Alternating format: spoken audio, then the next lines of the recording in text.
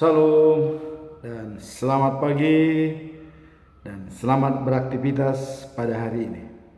Salam sehat buat kita semua. Firman Tuhan pada hari ini di hari yang ke-226 tanggal 14 Agustus diambil dari kitab Yesaya pasal 61 ayat yang pertama dengan perikop kabar gembira bagi pembebasan. Itulah perikop. Sebagai nats saya akan bacakan adalah sebagai berikut. Roh Allah, roh Tuhan Allah ada padaku. Oleh karena Tuhan telah mengurapi aku. Ia telah mengutus aku untuk menyampaikan kabar baik kepada orang-orang sengsara dan merawat orang-orang yang remuk hati, untuk memberitakan pembebasan kepada orang-orang tawanan dan kepada orang-orang yang terkurung kelepasan dari penjara. Itulah ayat atau nats pada hari ini.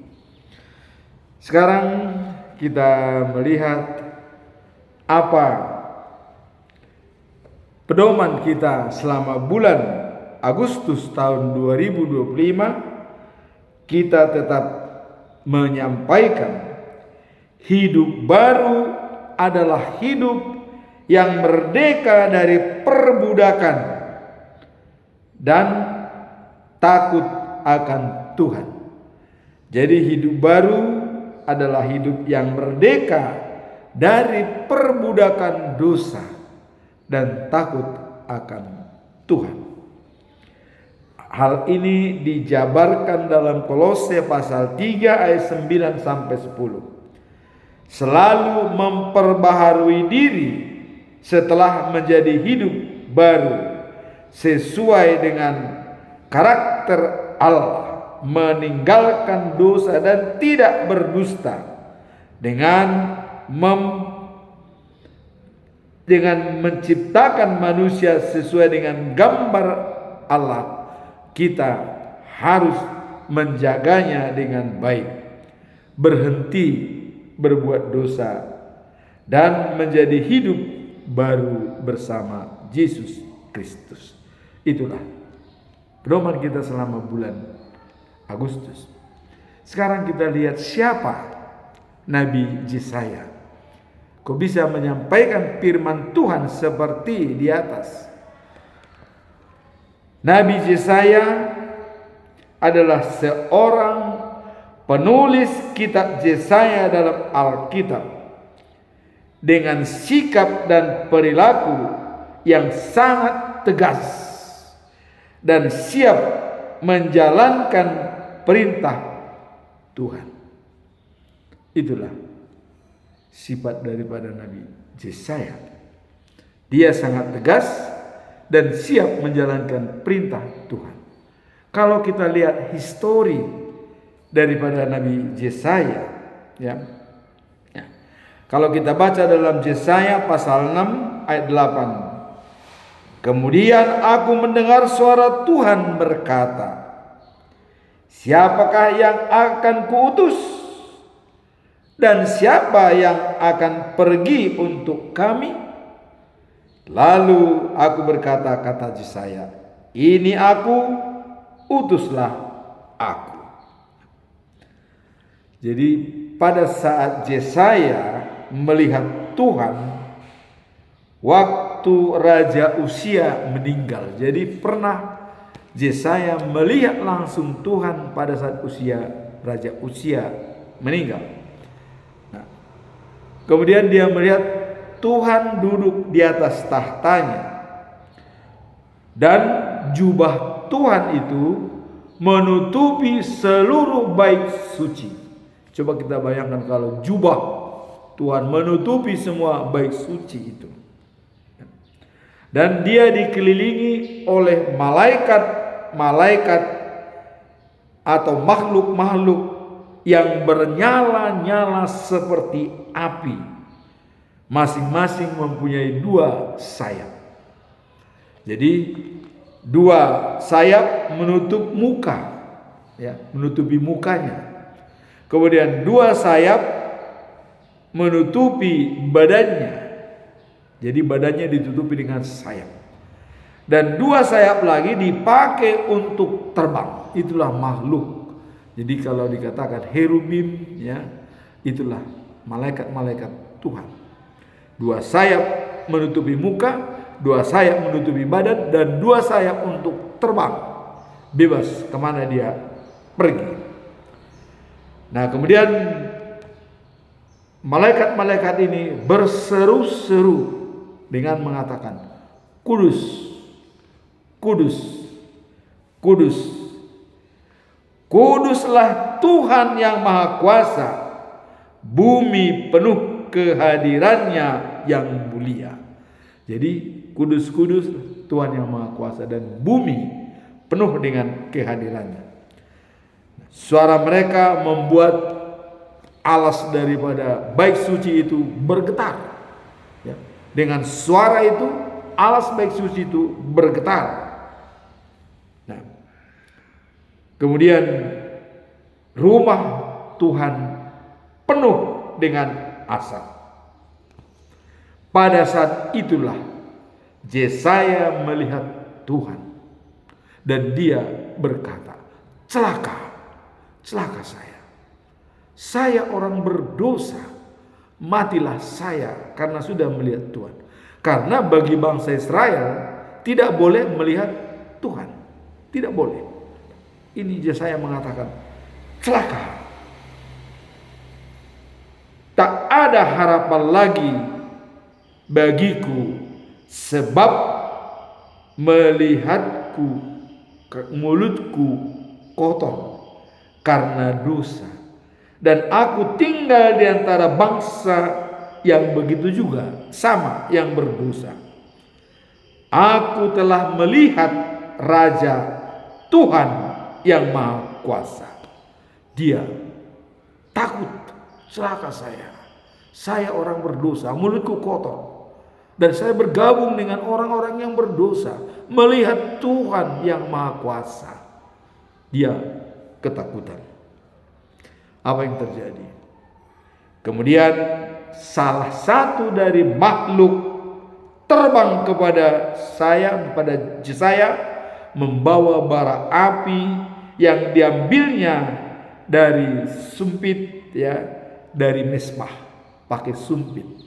Diambillah bara api itu, pakai sumpit. Kalau sumpit kita tahu, ya, dikepit, diambil bara api, dan disentuhnya bibir Yesaya dengan bara itu, dan berkata, bara api ini telah menyentuh bibirmu, sekarang kesalahanmu sudah dihapus dan dosamu sudah diampuni Tuhan.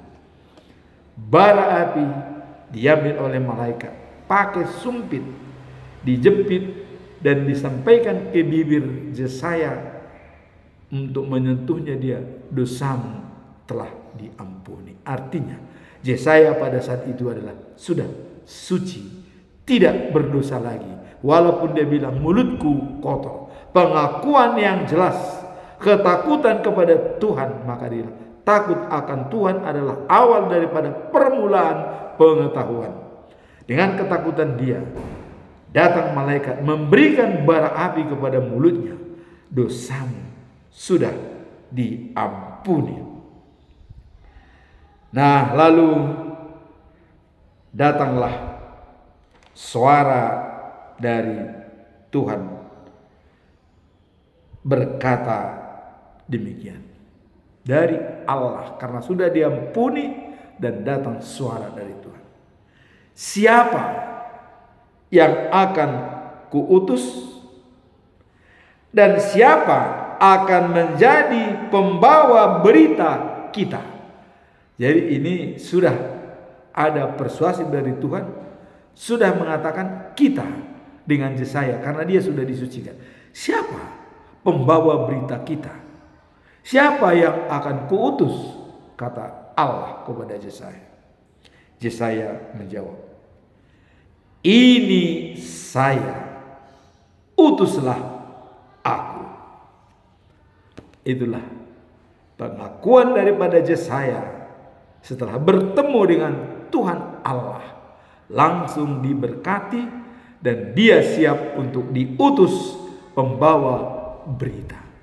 Sekarang kita masuk dalam perikop hari ini. Apa latar belakang daripada tulisan daripada Yesaya pasal 61 ayat 1 ya, yang mengatakan roh Tuhan Allah ada padaku, oleh karena Tuhan telah mengurapi aku.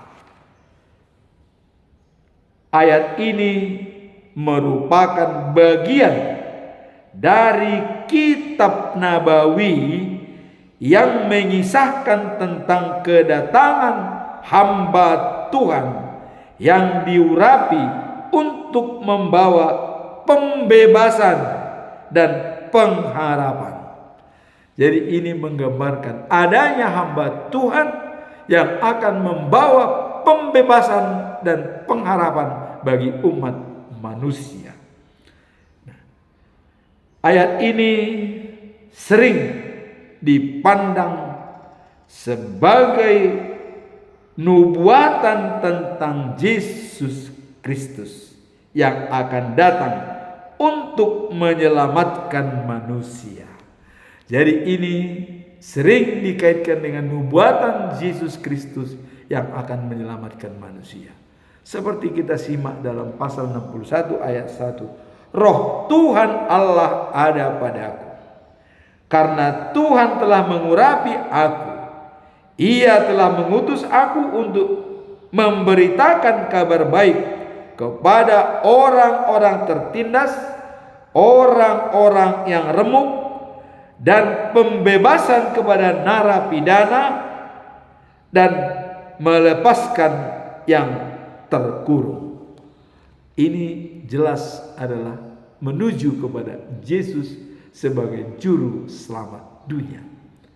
Kita tahu dalam Yohanes pasal 3 ayat 16, karena begitu besar kasih Allah akan dunia ini, maka dia mengutus anaknya yang tunggal, supaya barang siapa percaya kepadanya tidak binasa, melainkan beroleh hidup yang kekal.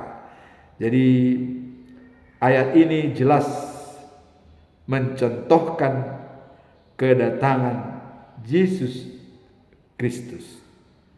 Jadi panggilan bagi setiap orang percaya untuk melanjutkan misi Kristus. Jadi para teolog mengatakan bahwa ini adalah panggilan bagi setiap orang percaya untuk melanjutkan misi Kristus. Jadi ini adalah misi Kristus untuk menyelamatkan umat manusia. Nah, kemudian dengan membawa kasih ya dan harapan kepada sesama, dengan mengalahkan karakter Allah, menjalankan karakter Allah. Apa itu karakter Allah? Kalau kita lihat dalam 1 Yohanes pasal 4 ayat 8, Allah itu kasih. Barang siapa tidak memiliki kasih, tidak mengenal Allah. Jadi di sini untuk barang siapa percaya kepada Dia akan membawa misinya dalam pemberitaan firman Tuhan. Nah, kemudian dalam 1 Yohanes pasal 4 ayat 8 dikatakan Allah itu kasih. Barang siapa tidak memiliki kasih, tidak mengenal Allah. Nah, Yesus memberi harapan dan keselamatan pada orang yang tertindas baik secara fisik maupun spiritual. Jadi orang-orang yang tertindas baik secara fisik maupun mental spiritual, dia disembuhkan oleh Yesus. Kita lihat pada saat Yesus mengusir setan dan menyembuhkan orang yang sakit, dia menyelamatkan secara fisik dan juga spiritual. Begitu dia sembuhkan, maka dikatakan bertobatlah dan ikut Tuhan. Dan itu pada kenyataan semua terbukti apa yang disampaikan nubuatan ini. Nah, kemudian ini menunjukkan bahwa pencarian akan keselamatan dan pembebasan adalah inti dari ajaran Kristus dan menjadi panggilan bagi semua pengikutnya untuk melanjutkan misi tersebut dalam kehidupan sehari-hari, termasuk saya dan Anda. Misi ini akan menjadi pedoman bagi kita untuk melanjutkan misi Tuhan sebagai pembawa damai. Kalau kita lihat dalam Matius pasal 5 ayat 9, berbahagialah orang yang membawa damai, karena dia adalah anak-anak Allah.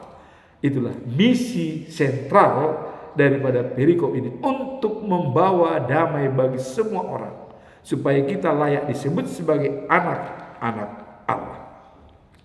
Sekarang kita melihat apa tujuan utama daripada tulisan Yesaya pasal 16, pasal 61 ayat 1 ini. Apa tujuan utamanya? Kita lihat di sini. Tujuan utama ayat ini adalah merangkum misi yang sangat penting dalam konteks pemulihan dan pengharapan bagi umat Allah. Jadi rangkuman daripada misi yang sangat penting dalam konteks pemulihan dan pengharapan bagi umat Allah. Jadi artinya pemulihan dan pengharapan bagi umat Allah, itulah tujuan utama daripada misi ini. Dengan kedatangan dia, dengan roh Allah yang berada pada dia, dan dia diurapi oleh Allah untuk membebaskan semua yang berbeban berat. Ayat ini berbicara tentang pengurapan yang diberikan kepada hamba Tuhan untuk memberitakan kabar baik kepada orang miskin dan pembebasan kepada yang terikat. Jadi yang sudah terikat dosa, sudah tidak bisa lepas dari belenggu-belenggu dosa, disinilah mereka akan dibebaskan oleh Tuhan. Inilah misi Allah. Sehingga kalau kita kaitkan dengan misi Tuhan kepada dunia ini sudah disampaikan dalam Yehezkiel pasal 11 ayat 33 bahwa Allah tidak ingin kematian orang fasik, tetapi pertobatannya supaya dia bisa menjadi hidup yang kekal. Jadi Allah tidak mau kematian orang jahat. Jadi kalau banyak orang mati dalam kejahatan, itu bukan keinginan daripada Allah. Itu adalah kemauan sendiri. Allah sendiri tidak mau kematian orang fasik, tapi pertobatan supaya dia hidup yang kekal. Itulah misi utama daripada Allah. Nah, dalam ayat ini sangat identik dengan misi Yesus Kristus yang diangkat oleh para teolog sebagai pemenuhan dan nubuatan ini adalah memberikan harapan, penghiburan, dan membebaskan mereka yang berada dalam keadaan tertekan atau kesulitan. Jadi para teolog menganggap bahwa ini adalah benar-benar untuk menyelamatkan bagi orang yang terikat dalam belenggu-belenggu dosa, yang terbeban. Nah, Kemudian pengurapan Roh Kudus sebagai gambaran bagi kita untuk menjadi saluran berkat dan kasih serta pertolongan bagi sesama. Jadi kalau kita lihat salah satu contoh dalam Alkitab, dalam Injil Matius pasal 25 ayat 35 sampai dengan 40, di mana Yesus mengatakan ketika kita memberi makan kepada yang lapar dan minum kepada yang haus dan mengunjungi yang sakit dan dalam penjara, kita telah melayani Tuhan sesuai dengan karakter Allah. Jadi boleh dikatakan Matius pasal 25 ayat 35 sampai 40 ini Yesus mengatakan kepada umatnya, dikatakan begini, karena aku lapar dan kamu memberi makan, aku haus, kamu memberikan minum, aku orang asing, kamu menawarkan untuk penginapan, dan kamu membuat aku dan kamu membebaskan aku waktu di penjara. Jadi di sini dikatakan bahwa Yesus mengatakan apabila kita berbuat baik kepada orang yang tertindas, Yesus mengakui, akulah yang kamu bantu. Jadi di sini jelas pengakuan Yesus. Dan juga dalam Amsal pasal 19 ayat 17 dikatakan, membantu orang miskin sama dengan memberikan pinjaman kepada Allah. Itu akan dibalaskan. Jadi membantu orang miskin itu sama dengan mengambil alih tanggung jawab Allah dan memberikan pinjaman bagi Tuhan. Jadi tidak asal-asal kita membantu orang yang tersesat atau membutuhkan pertolongan kita. Filosofinya adalah membantu orang miskin sama dengan memberikan pinjaman kepada Allah. Yesus sendiri mengatakan, pada saat aku haus, kau berikan minum. Pada saat aku lapar, kau berikan makan. Artinya orang miskin itu adalah sama dengan Yesus yang kita layani. Itulah tujuan daripada perikop ini. Melayani orang miskin sama dengan melayani Yesus dengan baik. Kemudian apa pesan moral daripada perikop ini? Dalam pasal 61 ayat 1. Pesan moralnya adalah tentang misi untuk membawa pengharapan dan pembebasan bagi yang tertindas, serta mengarahkan perhatian kita kepada kebutuhan orang-orang di sekitar kita. Jadi Tuhan memanggil kita menjadi instrumen kasih dan keadilan, menjalankan karakter Allah. Pesan moralnya tetap kembali menjalankan karakter Allah, yaitu kasih. Kalau kita tidak memiliki kasih, kita tidak mengenal Allah. Jadi pesan moralnya adalah menjalankan karakter Allah. Kalau kita lihat dalam 1 Petrus pasal 4 ayat 10 dikatakan, hendaklah tiap-tiap orang di antara kamu menggunakan karunia yang diterima untuk melayani serta sama lain. Jadi karunia yang kita terima dari Tuhan itu kita pakai untuk melayani satu sama lain seperti yang baik daripada pengurus-pengurus yang berbagai-bagai organisasi komunitas dari kasih karunia. Jadi ini dijalankan oleh dalam komunitas gereja, pengurus-pengurus berbagai-bagai organisasi dijalankan karunia yang diterima dari Tuhan disalurkan kepada yang membutuhkan. Jadilah saluran berkat. Pesan moralnya, kalau kita sudah menerima berkat dari Tuhan, maka kita wajib untuk menyalurkannya kepada siapa yang membutuhkan. Jangan kita pendam. Sekarang ayat ini menggarisbawahi bahwa setiap orang percaya memiliki karunia yang harus digunakan untuk melayani sesama. Itulah pesan moral daripada perikop ini. Setiap orang yang sudah menerima karunia dari Tuhan, maka wajib hukumnya dia menyalurkan kepada sesama karunia itu. Mengalir kepada orang. Jangan dipendam. Seperti contoh kita lihat, kalau air keran kita buka, maka airnya itu bagus dan selalu bersih. Tapi kalau keran itu kita tutup, airnya bisa berhenti dan bisa ada kotoran.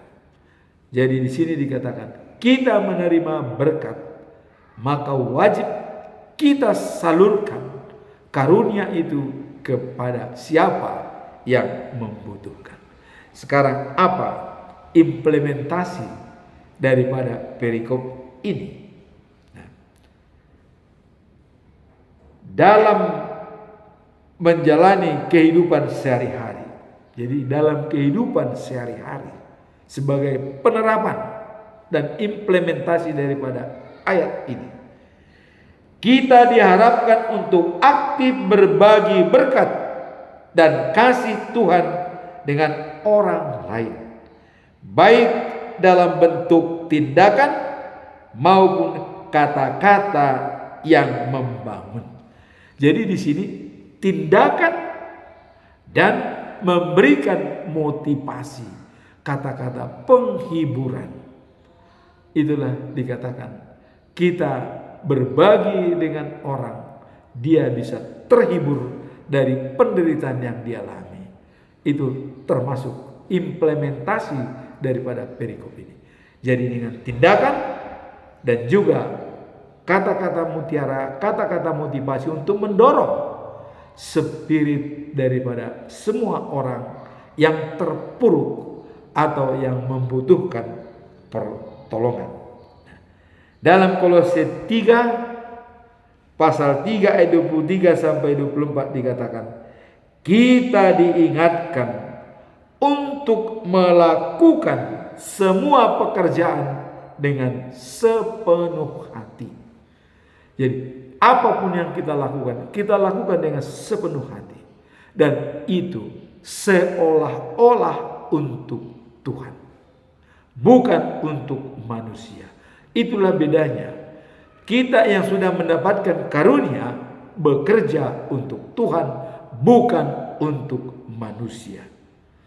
Bagaimana dengan untuk manusia? Kita lihat, kalau orang bekerja di perusahaan narkoba, itu adalah merusak mental orang dan dia bekerja untuk manusia, bukan untuk Tuhan. Dan ada salah seorang direktur, dia berhenti dari salah satu perusahaan karena perusahaan tersebut mencari keuntungan yang sebesar-besarnya, tetapi dia membegal karyawannya. Dia keluar karena tidak punya etika. Disinilah kita lihat perusahaan bekerja untuk meningkatkan produksi, tapi membegal kemampuan produksinya, itu dibegal. Kemampuan produksi adalah skill daripada sumber daya manusia. Jadi jangan hanya mengejar target tapi tidak memperhatikan manusianya. Sebagai kita yang menerima karunia dari Tuhan, lakukanlah itu sebagai berkat dan menjadi saluran berkat kepada orang. Ada pesan dari ini. Kalau kita tidak bisa membantu orang lain, minimum tidak menyusahkannya. Itulah yang perlu kita jaga setelah kita menerima berkat dan bersama dengan Tuhan yang mendapatkan karunia dan hikmat dari Tuhan, wajib hukumnya kita menyalurkan kepada orang-orang yang membutuhkan. Tadi sudah dikatakan oleh Tuhan bahwa aku lapar, kau beri makan. Aku haus, kau beri minum. Apakah kita pernah melihat Tuhan? Tidak. Tapi dikatakan, bagaimana orang yang memberikan Tuhan? Bagaimana Tuhan bisa saya lihat? Kapan Tuhan minta? Yang kau berikan kepada orang yang miskin itu adalah sama dengan kepada saya.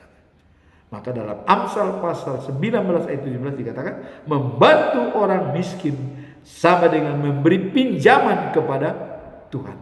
Nanti akan dibalas. Semoga kita semua bisa menjadi saluran berkat dan kita diberikan kesempatan hidup sampai saat ini. Amin. Tuhan memberkati kita semua.